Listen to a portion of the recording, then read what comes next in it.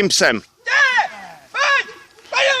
Dobře, dobře, dobře, dobře, dobře, dobře, dobře, ano, ano, ano, ano, dobrý, super. Číme. Pojď.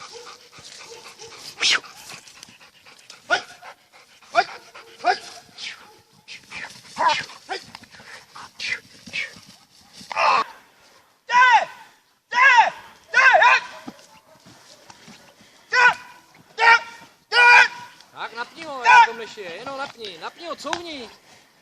Tak, dej mu do pobrat. A couvni, to je ono. Pěkný, Martě. Super. Paráda. Dej mu to. No super. Pojď to. On tam jak měl na tom tu packu, to bylo výborné, no, ale dobrý, no, točím. Dáme mu ještě dálku? Trošku? Můžem, no.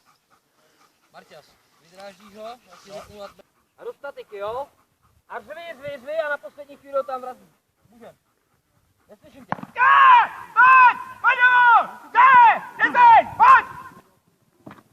Super. A jen mi ho přibojuj. Jen mi ho přitáhni. To je ono. Pohlaď ho tím lédrem. Tak. Super. A dej mu to. Super. Pojď to. Zkusí tady z té strany teďko. Tady z té strany, nechoď rukávu, pojď k němu a jenom napřahni. Aby viděl, že není rukávy.